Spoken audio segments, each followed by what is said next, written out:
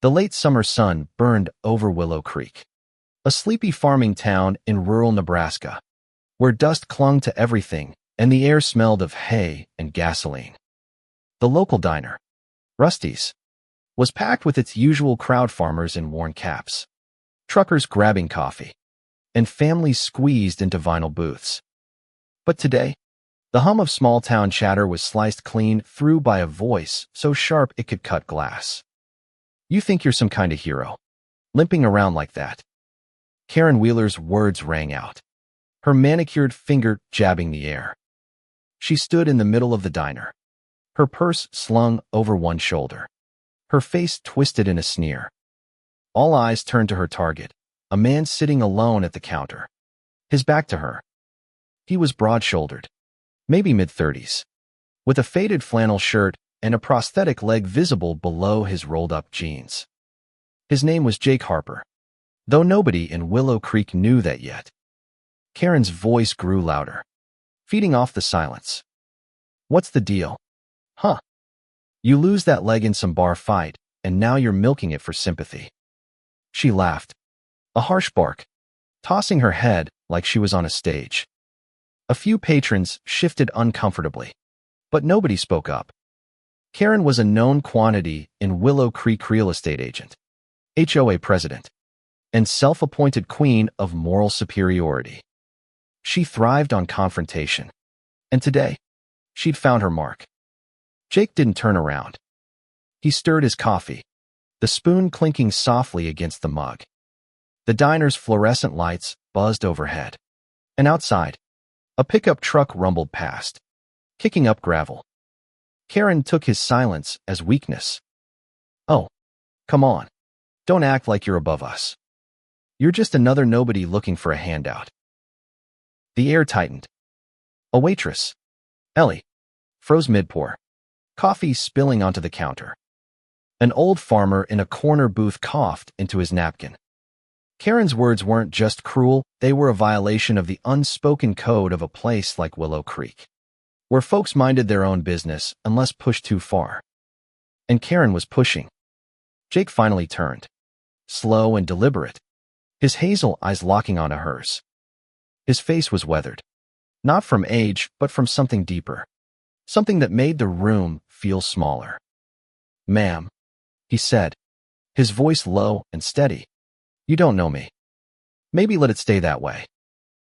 The words were polite, but they carried an edge, like a blade wrapped in cloth. Karen's smirk faltered, but she doubled down. "Don't ma'am me. I know your type. Faking disability to mooch off welfare. Taking up space where real people work for a living." The diner went dead silent. Even the jukebox, usually droning Johnny Cash, seemed to hold its breath. Jake's jaw tightened, but he didn't respond. Instead, he reached for his wallet, pulled out a 10, and slid it under his plate. He stood, his prosthetic leg clicking faintly as he adjusted his weight. Every eye followed him as he walked toward the door, his limp barely noticeable but impossible to ignore. Outside, the scene was raw and unfiltered, Jake stepping into the gravel lot, the sun glinting off his prosthetic leg, Karen's silhouette framed in the diner's doorway, her arms crossed, still shouting after him. A faded wooden sign by the diner's entrance, advertising daily specials, bore bold yellow text outlined in black, "Keep it civil or keep walking." The irony hung heavy, the words glowing under the harsh light, as if the sign itself was judging the spectacle. The camera would have caught it all, the tension, the dust, the small-town stares zooming out to show Willow Creek's quiet streets, unaware of the storm Karen had just unleashed. Jake didn't look back. He climbed into a beat-up Chevy truck and drove off, leaving Karen to bask in her victory. But what she didn't know, what nobody in Willow Creek knew, was that Jake Harper wasn't just a man with a prosthetic leg. He was a Paralympic bronze medalist, a former Army Ranger, and a federal witness in a case that could bring down a criminal empire. And Karen's little performance had just put her in his crosshairs. By dusk, Word of the diner incident had spread like wildfire through Willow Creek's gossip mill. Karen, oblivious to the consequences, was already spinning her version of events at the local bar, painting herself as the victim of a rude drifter. She leaned over her gin and tonic, her voice carrying over the clink of glasses. He had no business acting so high and mighty, she told a small crowd of regulars. I was just calling it like I see it. Meanwhile, Jake was back at his temporary home, a small rented farmhouse on the edge of town. The place was sparse. Just a couch, a kitchen table, and a locked duffel bag under the floorboards. He sat on the porch, staring at the horizon where the fields met the sky. His phone buzzed. A text from an unknown number. Stay low. They're watching. He deleted it without replying, his mind already working through what had happened at the diner. Karen's outburst wasn't just a personal attack, it was a complication. He'd come to Willow Creek to lie low, to wait for the feds to call him to testify. But now, thanks to her, people were noticing him. And in his world, attention was dangerous. The next morning, Karen was in her element, strutting into the Willow Creek Community Center for the monthly HOA meeting. She wore her usual power suit, her blonde hair pinned up like a crown.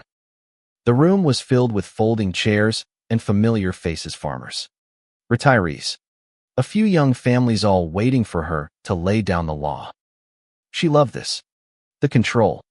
The way people hung on her words. We've got standards to uphold, she began, her voice dripping with authority. No unkempt lawns, no unregistered vehicles, and definitely no drifters bringing down our property values. A murmur ran through the room. Most nodded along, but a few exchanged glances. Karen's tirades were nothing new, but her fixation on the diner guy felt different. She was relentless, describing Jake as a menace who disrespected her in front of everyone. I'm not saying he's dangerous, she said, pausing for effect, but who knows what he's hiding. Across town, Jake was at the feed store, picking up supplies for the farmhouse. He moved quietly, avoiding eye contact, but the whispers followed him. That's the guy Karen was yelling at, a cashier muttered to her coworker. Jake paid in cash and left, his truck kicking up dust as he headed back to the farm. He wasn't angry, not yet. He'd faced worse than Karen Wheeler. But he knew her type, loud, entitled, and reckless. People like her didn't just stir up trouble, they invited it. By noon, the town was buzzing with speculation. Some sided with Karen, calling Jake an outsider who didn't belong. Others, like Ellie the waitress, weren't so sure. He didn't do nothing wrong, she told a regular over coffee. Karen just picked a fight for no reason. But in a town like Willow Creek, where loyalty often trumped truth, Karen's narrative was gaining traction. That evening, Jake sat at his kitchen table, a map of the county spread out in front of him. He traced a route with his finger, his mind calculating distances, exits, risks. He'd been trained for this: Afghanistan, the Paralympics, the undercover ops that cost him his leg and nearly his life. Karen's outburst was a minor annoyance compared to what he'd survived. But it was a spark, and sparks could start fires.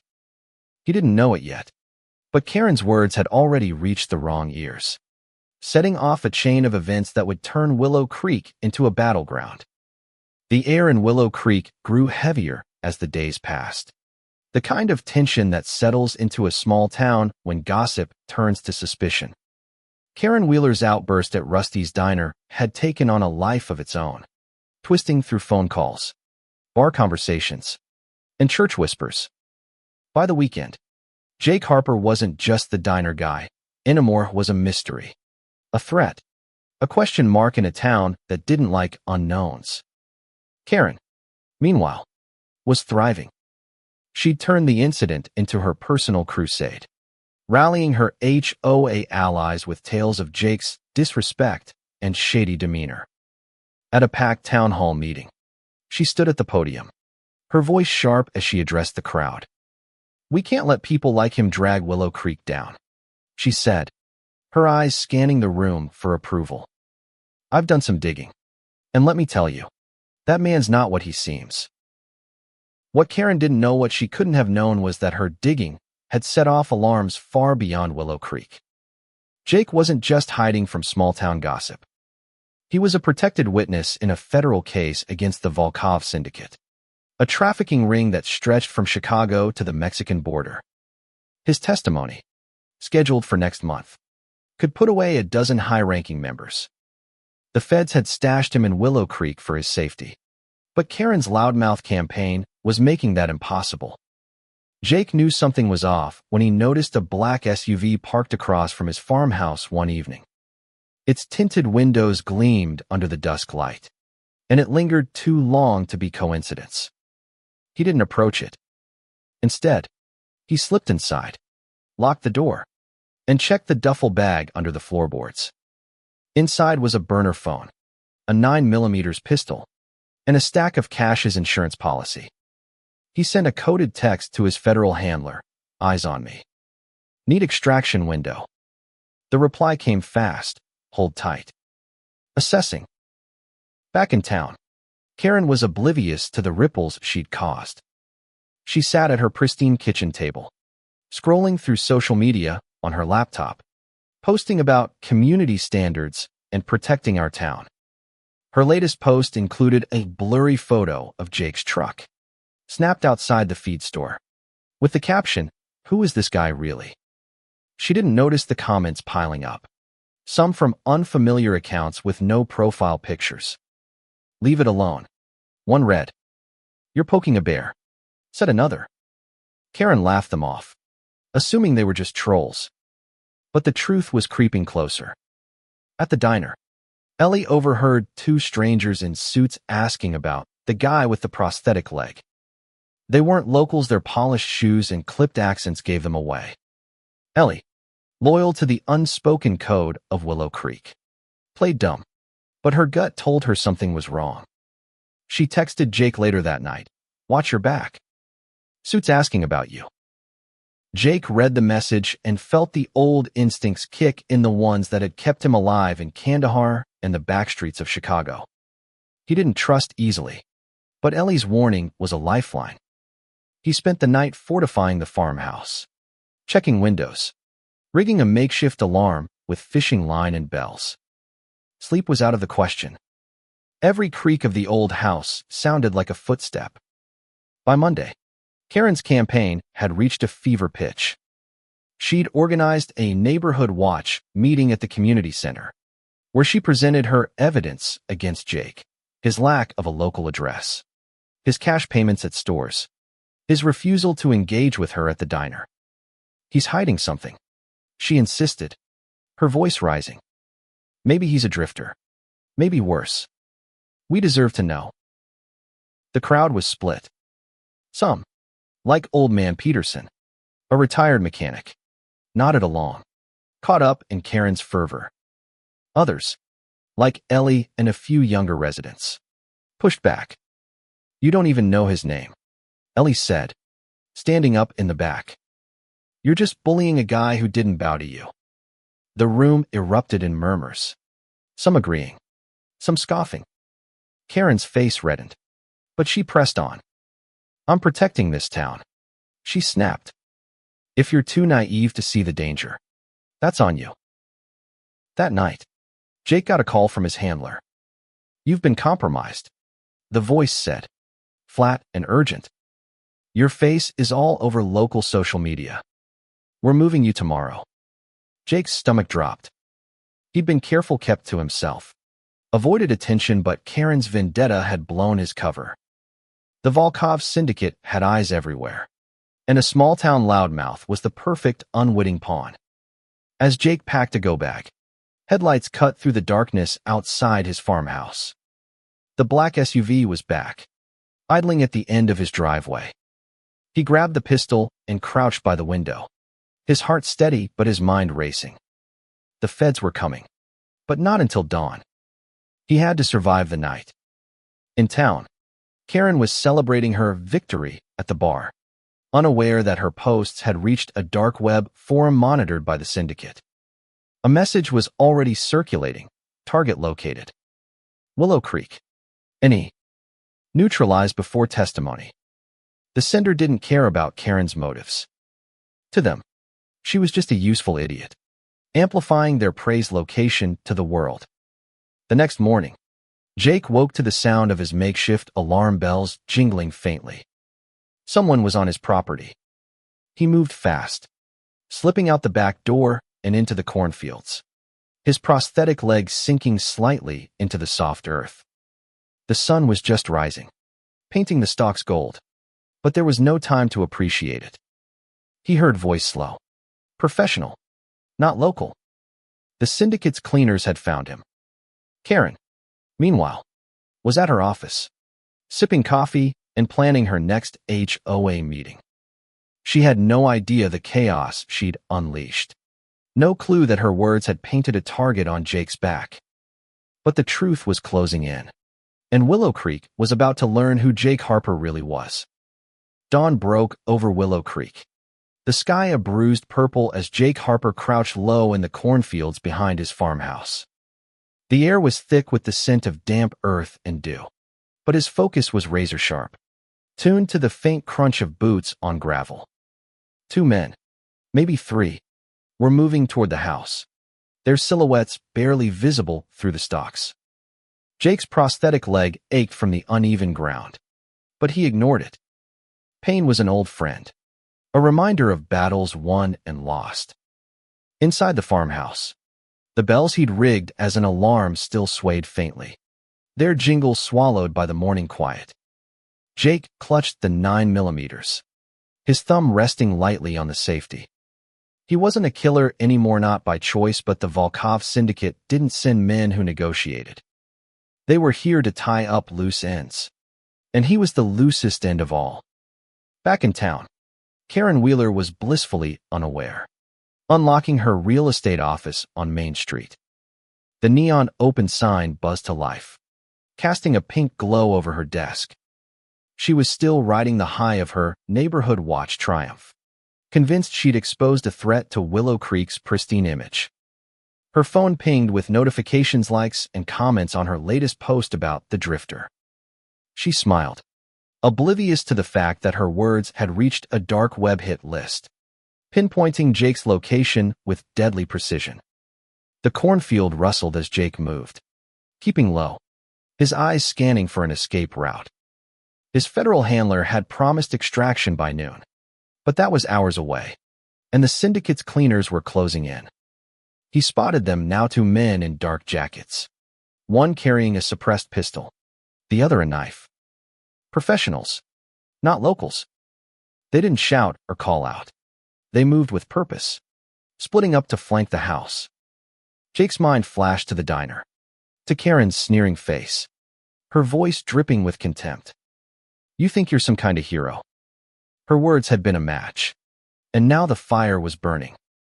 He couldn't afford to be angry, not yet, but the irony wasn't lost on him.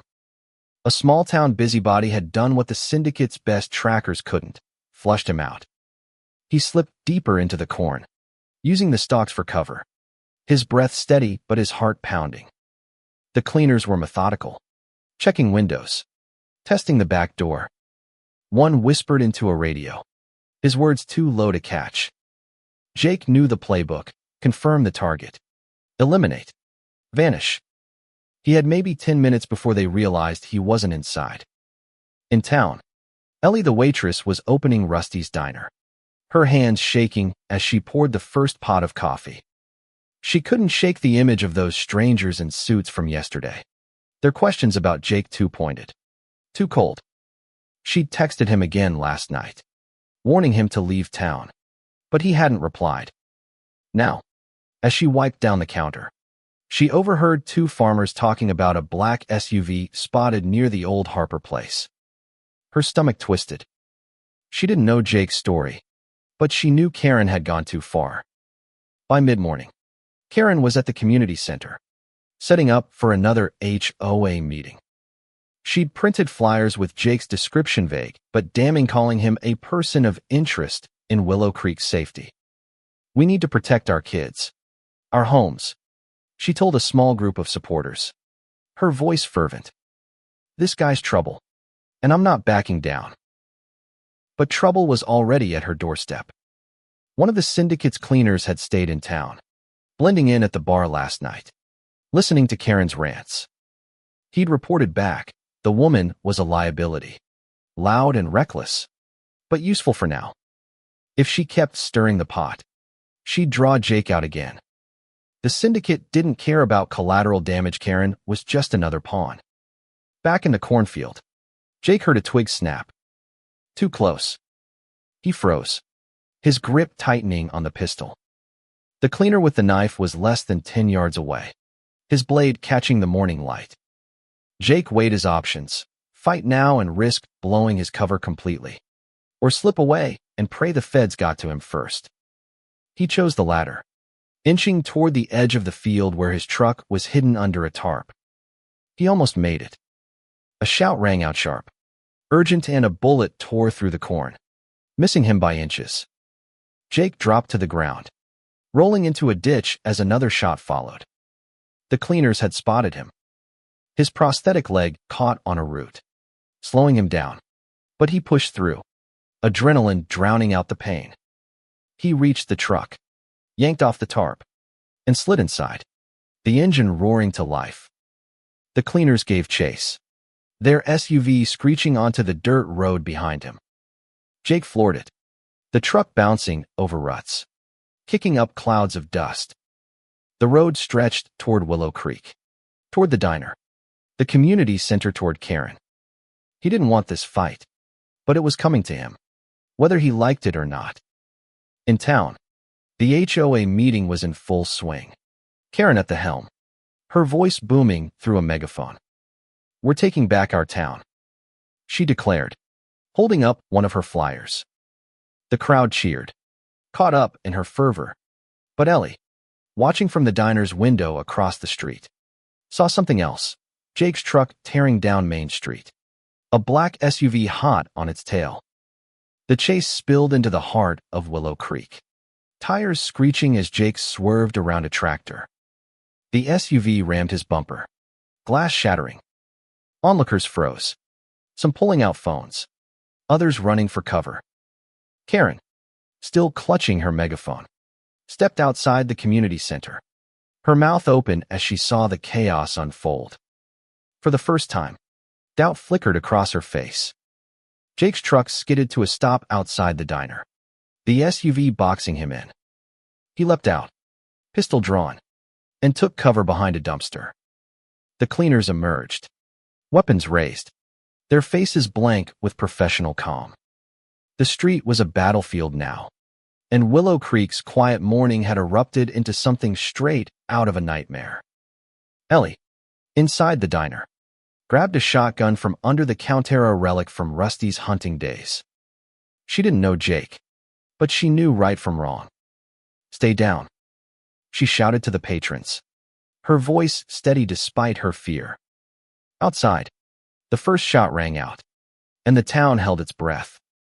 Main Street in Willow Creek was a war zone, the kind of chaos that didn't belong in a town where the biggest drama was usually a stalled tractor or a late harvest. Jake Harper crouched behind a dumpster, his 9mm steady in his hands, his eyes locked on the two cleaners from the Volkov syndicate. Their black SUV idled in the middle of the street, its engine growling like a predator waiting to pounce. The air smelled of burnt rubber and fear. Across the street, Karen Wheeler stood frozen outside the community center, her megaphone dangling from her hand. Her flyers, scattered by the wind, fluttered across the pavement, each one bearing Jake's description in bold print. She'd wanted attention, and now she had it more than she could handle. The crowd from her HOA meeting spilled out behind her, their cheers replaced by gasps and shouts. For the first time, Karen's confidence cracked, her eyes wide as she watched the scene unfold.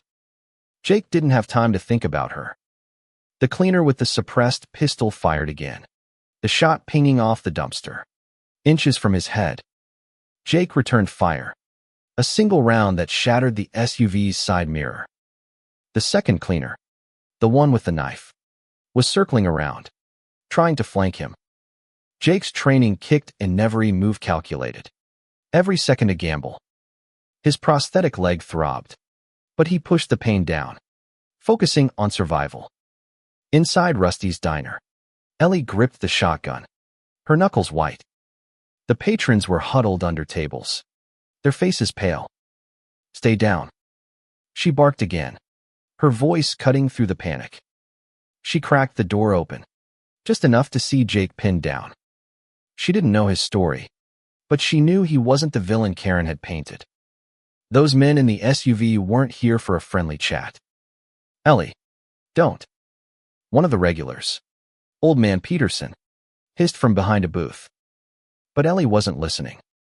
She stepped onto the sidewalk, shotgun raised, and shouted, "Hey, back off." Her voice trembled, but her aim didn't. The cleaner with the knife froze, his eyes narrowing as he sized her up. For a moment, the street was still, the only sound the hum of the SUV's engine and the distant wail of sirens. Jake seized the chance. He bolted from behind the dumpster, diving toward his truck for better cover. The cleaner with the pistol fired again, the bullet grazing his arm, tearing through his flannel. Blood seeped into the fabric, but Jake didn't flinch. He'd been shot before worse than this. He fired back, hitting the cleaner in the shoulder, sending him staggering. Karen, still clutching her megaphone, finally found her voice. "What is going on?" she screeched, her words echoing down the street. She took a step forward, as if her indignation could stop bullets. The crowd behind her scattered, some running for their cars, others ducking into shops. Karen didn't move. She was too stubborn, too convinced of her own righteousness. The cleaner with the knife saw his opening. He lunged toward Jake, blade flashing, but Ellie was faster. She fired the shotgun into the air, the boom shaking the street. The cleaner hesitated, just long enough for Jake to tackle him, pinning him to the ground. The knife skidded across the pavement, glinting under the midday sun. The second cleaner, clutching his wounded shoulder, scrambled back to the SUV.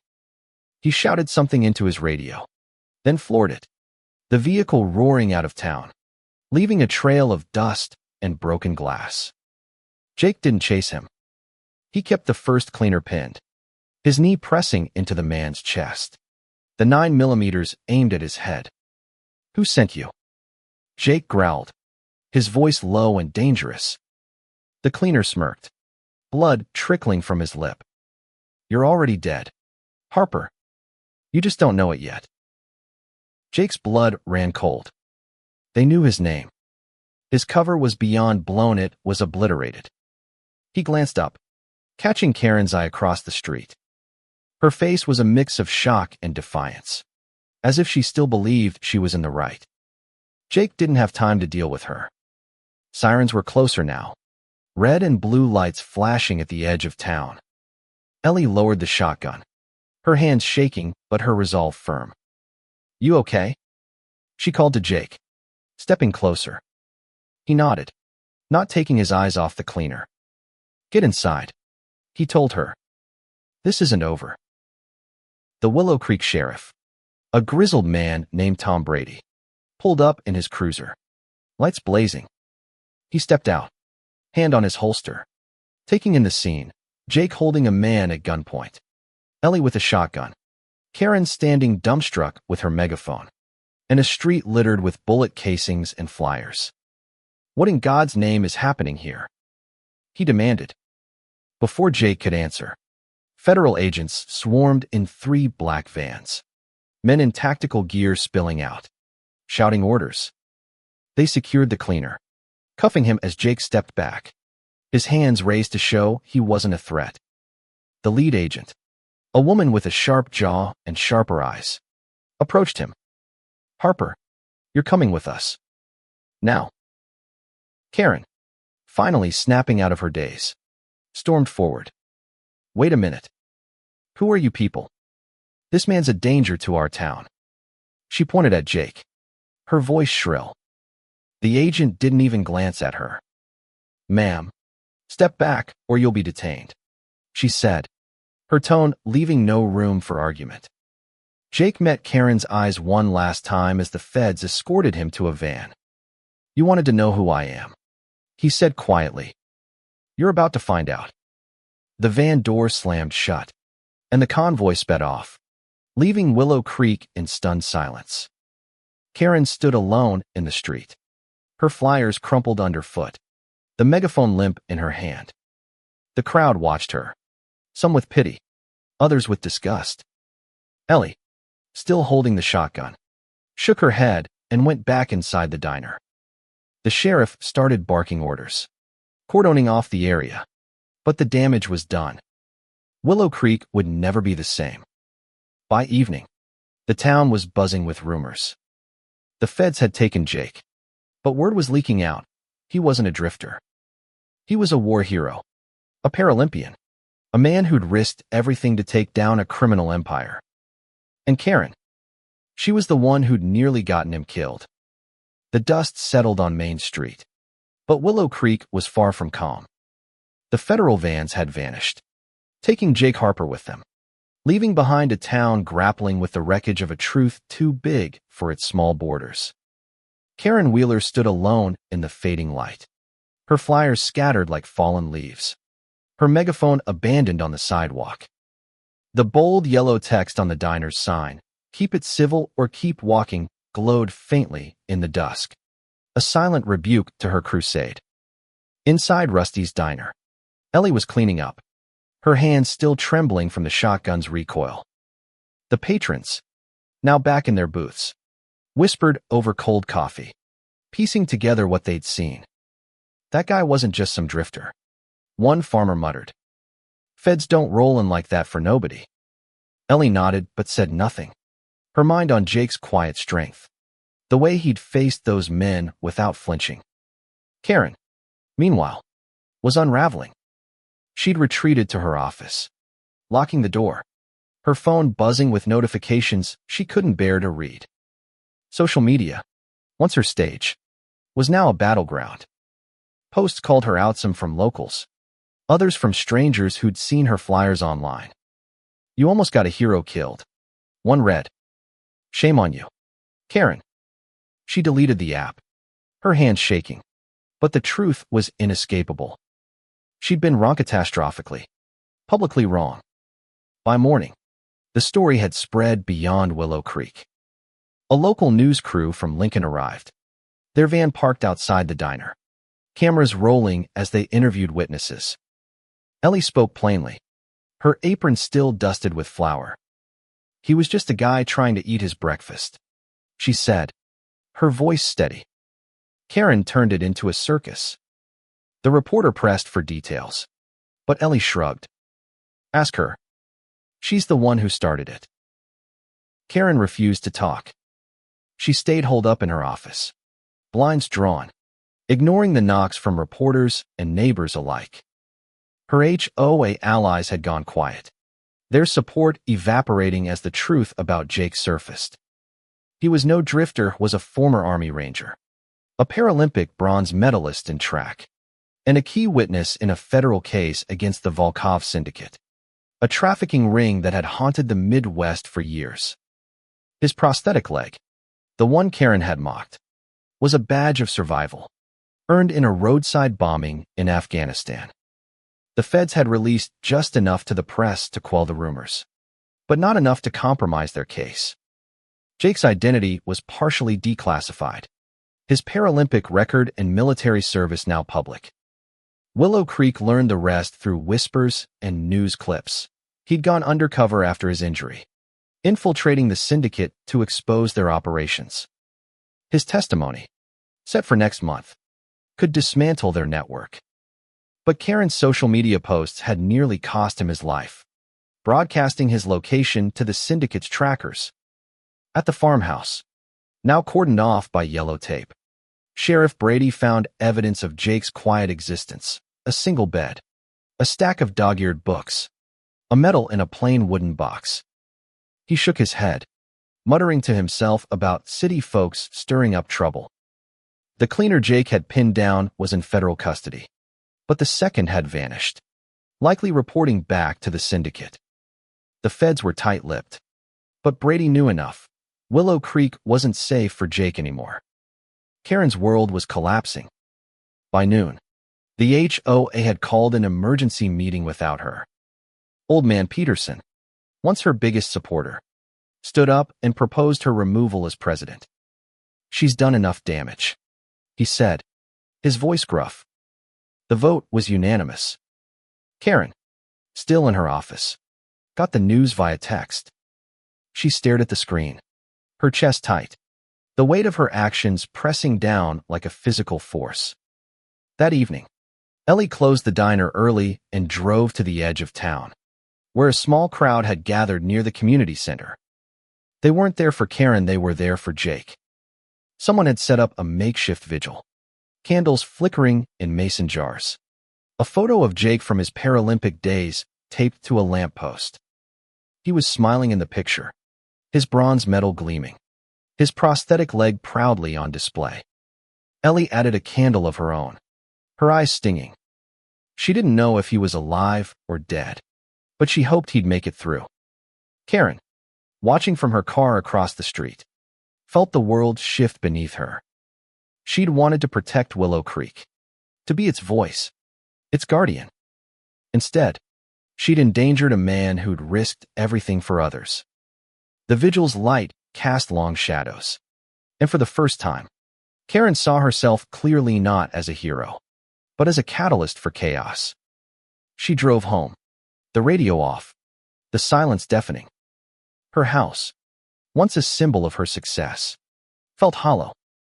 She sat at her kitchen table, staring at the stack of unsent flyers, her own words mocking her.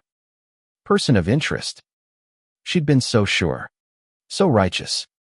Now, she was the one under scrutiny, her name synonymous with shame. In a safe house 2 states away, Jake was alive but not unscathed. The feds had moved him under cover of night, his arm bandaged, his mind racing. He didn't blame Karen, not entirely. She was a product of her own small world, blind to the bigger one he lived in.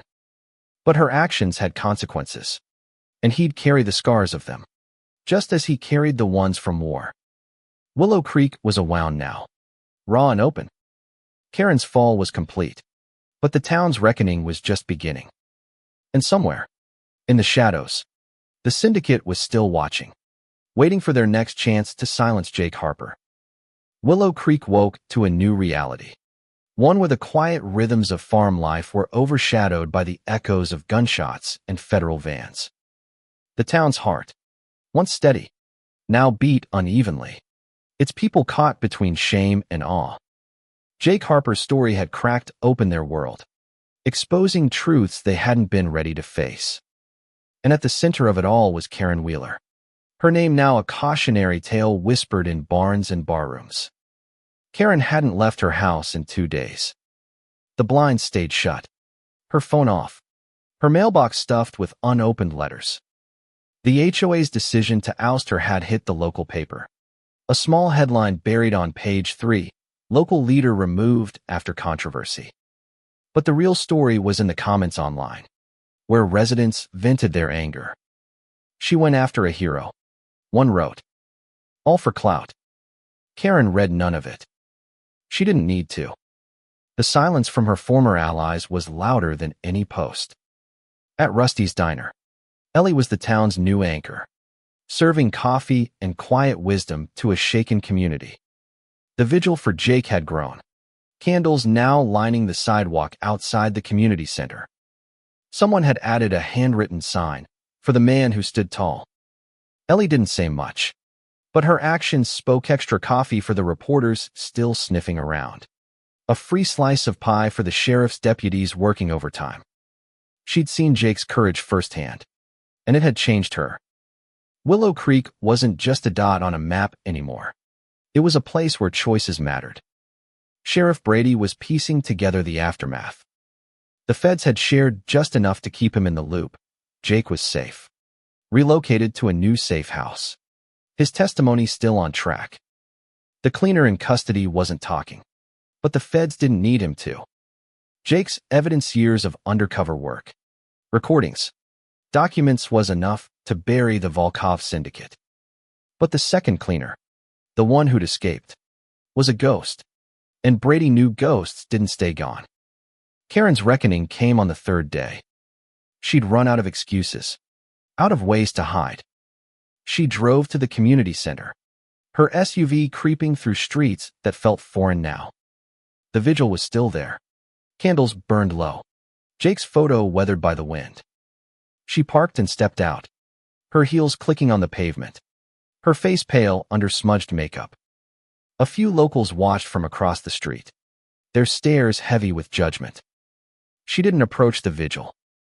Instead, she stood by her car, clutching a folded piece of papera letter she'd written but hadn't sent.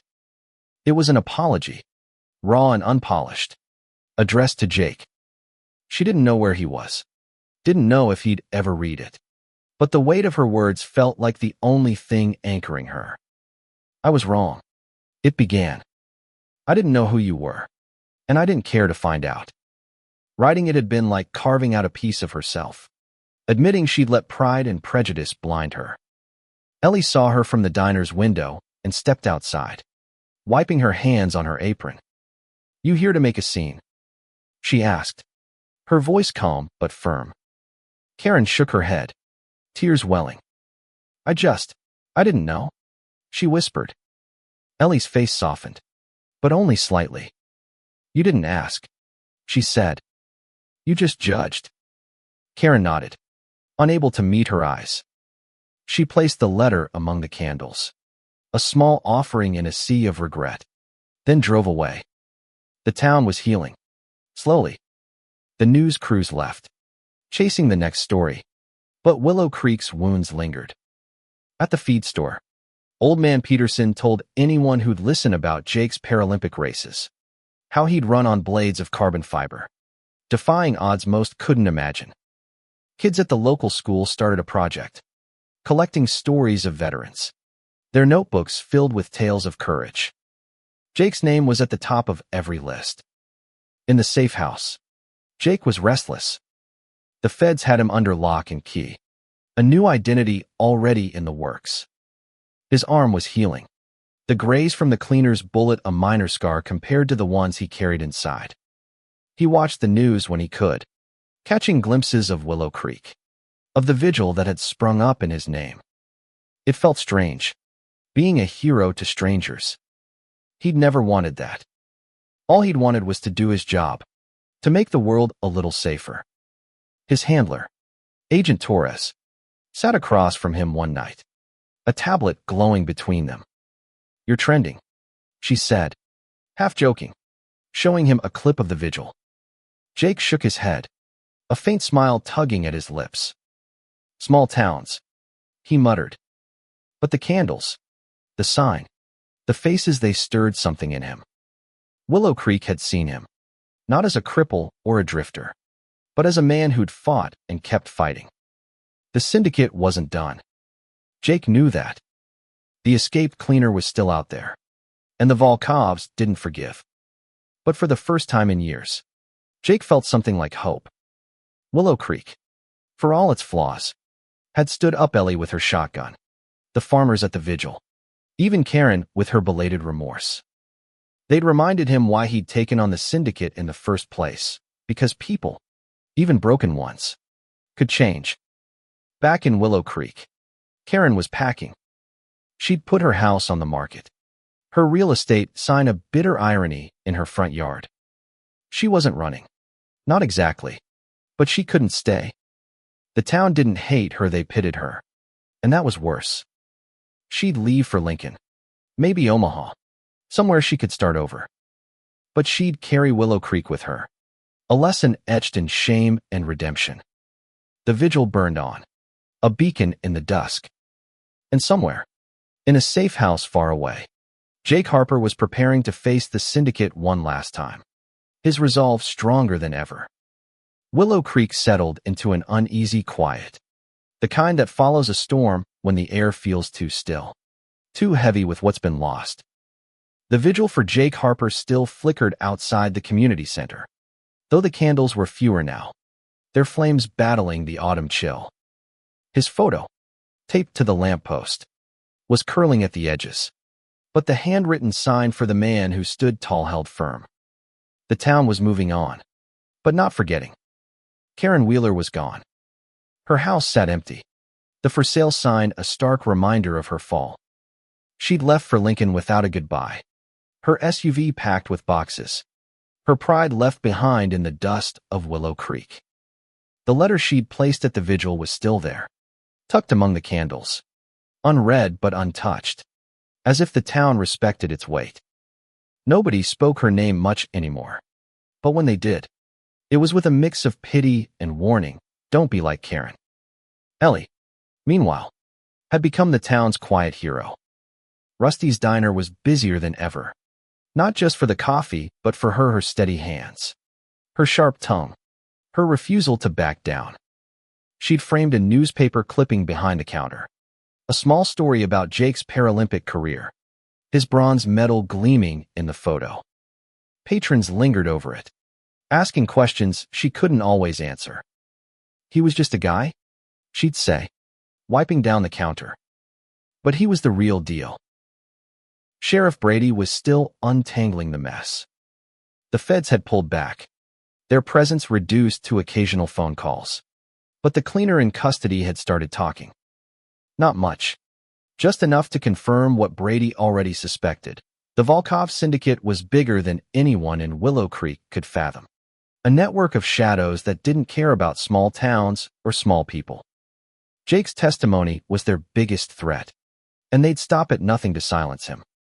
In the safe house, Jake was preparing for the trial. Agent Torres had laid out the plan, a secure transport to Chicago, a heavily guarded courtroom, and a new identity waiting on the other side. Jake listened, nodding, but his mind was elsewhere back in Willow Creek, where a waitress had risked her life for him, where a town had lit candles for a man they barely knew. He'd never been one for sentiment, but those images stuck with him, fuel for what lay ahead. The syndicate wasn't idle. The escaped cleaner had resurfaced in Chicago, feeding intel to his bosses. They knew Jake was alive, knew the feds were closing in. A new plan was forming, one that didn't involve guns or chases, but something quieter, more insidious, discrediting Jake before he could testify. They dug into his past, twisting his military record, his injury, his undercover work into a narrative of instability. A man too broken to be trusted. Anonymous posts started appearing online, subtle at first, then louder, painting Jake as a liar, a fraud, a danger. Willow Creek caught wind of it. A teenager at the local high school, part of the Veteran Project, found the posts and showed them to Ellie. She read them, her jaw tight, recognizing the same venom Karen had spewed. They're trying to bury him, she told Sheriff Brady, slamming her phone on the diner counter. Brady nodded, his face grim. He didn't have jurisdiction in Chicago, but he had contacts. He made a call, passing the info to the feds. Jake saw the posts too, on a burner phone Torres let him use. He scrolled through them, his face unreadable. They're scared, he told her, handing the phone back. Means we're close. Torres agreed, but warned arguing about the increased security measures for Jake. Torres said the syndicate was now planning to discredit him before his testimony. She didn't say it, but Jake knew, if the syndicate succeeded, his testimony would be worthless, and the Volkovs would walk free. Back in Willow Creek, the town was rallying. Ellie organized a community meeting, not at the community center, but at the diner, where the air smelled of bacon and truth. Jake's one of us now, she said, standing on a chair, her voice carrying over the crowd. We don't let lies tear him down. The farmers, retirees, and families nodded, their faces set. They didn't know Jake well, but they knew right from wrong, and this was wrong. The meeting sparked action. Letters to the editor flooded the local paper, defending Jake, demanding the truth. A group of kids from the school started a social media campaign, Stand with Jake, sharing clips of his Paralympic races, stories of his service. It wasn't much, but it was enough to counter the syndicate's lies, at least in Willow Creek. The town was small, but its voice was loud, and the internet noticed. Karen, in Lincoln, saw the posts. She'd been trying to rebuild, taking a low-level job at a real estate firm, keeping her head down. But the news from Willow Creek followed her, a ghost she couldn't shake. She read about Jake, about the syndicate, about the town's fight for him. She sat in her tiny apartment, the letter she'd written to him now framed on her wall, a reminder of her mistake. She didn't know if she'd ever send it, but she was trying to change, to listen, to learn. In the safe house, Jake was training again, running laps in a guarded yard, his prosthetic leg a blur of motion. He was readying himself, not just for the trial, but for the life that might come after. Willow Creek had given him something he hadn't expected, a reason to keep going. Not just for justice, but for the people who believed in him. The trial was a week away, and the syndicate's shadow loomed larger. But Jake wasn't alone anymore. Willow Creek, Ellie, even Karen's letter, they were with him. A small army of ordinary souls standing against the darkness. The Chicago courtroom was a fortress, ringed with armed guards and metal detectors, its air thick with the weight of justice. Jake Harper sat in the witness stand, his prosthetic leg hidden beneath a pressed suit, his face calm but his eyes sharp. The Volkov syndicate's lawyers stared him down, their questions laced with venom, trying to paint him as unstable, unreliable. But Jake's voice was steady, his words backed by years of evidence recordings, documents, names. The jury listened, rapt, as he laid bare the syndicate's crimes, trafficking, extortion, murder. Outside, Willow Creek was watching. The trial wasn't televised, but snippets leaked through reporters, and the town hung on every word. Rusty's Diner had a radio tuned to a news station, its patrons silent as updates crackled through. Ellie stood behind the counter, her arms crossed, her heart pounding. She'd sent Jake a message through Sheriff Brady's Fed contact, "We're with you." She didn't know if he'd seen it, but she hoped he felt it. The syndicate's smear campaign had faltered. Willow Creek's Stand with Jake movement had gone viral, small but fierce, drowning out the anonymous lies with stories of Jake's courage. Posts from farmers, kids, even Old Man Peterson flooded the internet, sharing clips of Jake's Paralympic races, his medal ceremony, his quiet strength. The syndicate's lawyers tried to spin it, but the truth was too heavy to twist. In Lincoln, Karen Wheeler followed the trial from her apartment, her laptop open to a live blog. She hadn't returned to Willow Creek, hadn't spoken to anyone from the town since leaving. But she read every update, her eyes tracing Jake's name. Her letter to him, framed on her wall, was her only connection to the past. She'd rewritten it a dozen times, each version more honest, but she still hadn't sent it.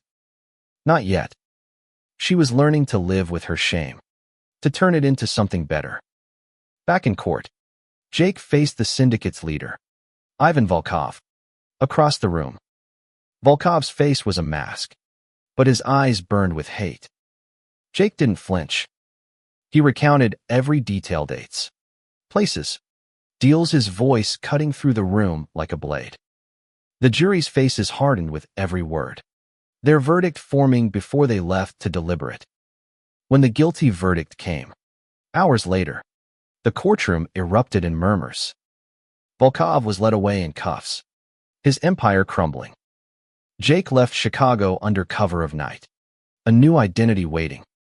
The feds offered him a fresh start, a life far from danger. But as he packed his bag, he thought of Willow Creekoff, Ellie's shotgun, the vigil's candles, the town's unexpected fight for him. He'd never return, but he carried them with him, a piece of hope he hadn't known he needed.